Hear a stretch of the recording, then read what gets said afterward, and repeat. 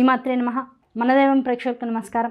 ఈ మాఘమాసంలో అత్యంత ప్రధానమైనటువంటిది ఆదివారాలుగా, అలాగే రథసప్తమి పర్వదినంగా, శ్రీపంచమిగా, అలాగే బహుళంలో వచ్చేటువంటి చవితి తిథి, సంకష్టహర చతుర్థి ప్రధానమైనటువంటి రోజుగా, ఆ రోజే మా విశేషమైనటువంటి గణపతి ఆరాధనకి ప్రత్యేకమైనటువంటి రోజుగా చెప్పుకుంటూ, అన్ని తిథులు అన్ని నక్షత్రాలు కూడా విశేషమైనవిగా చెప్పుకుంటూనే ఈ మాఘమాసం చివరిలో వచ్చేటువంటి త్రయోదశితో కూడుకున్నటువంటి చతుర్దశి ఏదైతే ఉంటుందో అదే మహాశివరాత్రి అనేటువంటి పర్వదినంగా చెప్పుకుంటూ ఉంటాం. మిగతా మాసాల్లో వచ్చేటువంటి 12 మాసాల్లో వచ్చేటువంటి చతుర్దశి తిథి త్రయోదశితో కూడుకున్నటువంటిది అయితే మాసశివరాత్రిగా పిలువబడుతూ ఉంటుంది.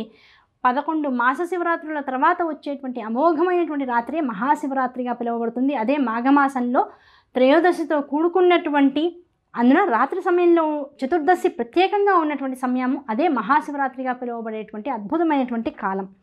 ఆ కాలంలో మహాశివుడు లింగాకార స్వరూపాన్ని ధరించి జగత్తునంతా కూడా ఉద్ధరించడం కోసం ఆవిర్భవించాడు అనేటువంటిది పురాణం చెప్తున్నటువంటి విషయం. ఆ విషయాలన్నింటినీ కూడా పెద్దల ద్వారా తెలుసుకున్నటువంటి వారముగా ఆ రోజు లింగధారణ చేసినటువంటి ఆ మహాశివుడి యొక్క పూజలను, విశేషమైనటువంటి ధార్మికమైనటువంటి కార్యక్రమాలను చేసుకుంటూ పోతే కలిగేటువంటి ఆ సాత్వగుణం ఏదైతే ఉంటుందో దాన్ని పరిపూర్ణంగా శివతత్వంగా కనుక స్వీకరించినట్లయితే మన జీవితం జన్మానికో శివరాత్రి అనేటువంటి తత్వంగా కనుక భావించుకుంటూ ఆ శివరాత్రిని ఎంత ఆధ్యాత్మిక పరంగా జీవితాన్ని ఆ 24 గంటలు గడపగలుగుతామో అంత ఆ ఒక్క శివరాత్రిని కనీసం జీవితంలో వచ్చేటువంటి ఇన్ని మాఘమాసాల్లో కనీసం ఒక మాఘమాసంలో ఒక చతుర్దశి తిథి రోజున వచ్చేటువంటి ఒక మహాశివరాత్రిని ఎలా చెప్పిందో శాస్త్రం అలా గనక చేసుకున్నట్లయితే ఆ ఒక్క శివరాత్రిని నియమబద్ధంగా చేసుకున్నటువంటి పుణ్యంగా మొత్తం జన్మంతా కూడా ఉద్ధరింపబడేటువంటి అవకాశం ఉంది. కనుకనే జన్మానికో శివరాత్రి అనేటువంటి పేరు దానికి ఇచ్చారు. కనుక ఈ శివరాత్రి రోజు చేయవలసినటువంటి కార్యక్రమాలు ఏమిటి, ఎటువంటి పూజా విధానాలు చేయాలి అనేటువంటి దాన్ని జాగ్రత్తగా పరిశీలించినట్లయితే మొట్టమొదట మాఘమాసం త్రయోదశి పొద్దున ఉంటుంది. చతుర్దశి నార్మల్గా ఎలా ఉండాలి అంటే పొద్దున త్రయోదశి ఉండి సాయంకాలం అంటే లింగోద్భవ కాలం సమయానికి, అర్ధరాత్రి సమయానికి తప్పనిసరిగా చతుర్దశి ఉండి తీరాలి. అటువంటి రోజుని మనం శివరాత్రిగా పరిగణనలోకి తీసుకుంటూ ఉంటాం. అది మాస శివరాత్రి కావచ్చు, మహాశివరాత్రి కావచ్చు. ఇటువంటి పర్వదినాన్న ముందు త్రయోదశి కాలంలో పొద్దున పూట లేస్తాం.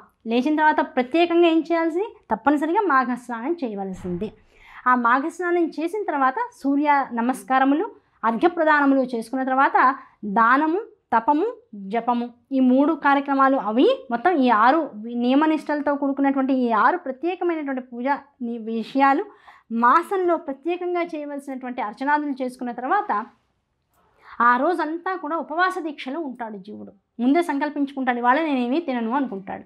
తినకపోవడం, తినడం అనేటువంటిది ఆరోగ్యానికి ప్రధానంగా చేసుకునే దానికన్నా కూడా ముందు దేవుడికి అతి సమీపంగా ఉండడం అనేటువంటి విషయమే ఉపవాసంగా కనుక స్వీకరించినట్లయితే దేవుడి నామాన్ని నిరంతరము నోటితో స్మరిస్తూ, దేవుడి రూపాన్ని మనస్సులో నిరంతరము భావిస్తూ ఆ దేవుడు నన్ను అనుగ్రహిస్తాడనేటువంటి సంకల్పాన్ని లోపల చేసుకుంటూ ఏ జీవుడైతే ఆ 24 గంటల కాలాన్ని ప్రత్యేకంగా శివనామంతో కూడుకున్నటువంటి జపతపాదులతో కూడుకుని ఉన్నటువంటిదిగా చేస్తూ ఉంటాడో అటువంటి వాడికి నిజం చెప్పాలి అంటే మరుజన్మ లేకుండా శివుడు అనుగ్రహిస్తాడు అనేటువంటిది మన పెద్దలు చెప్తున్నటువంటి విషయం.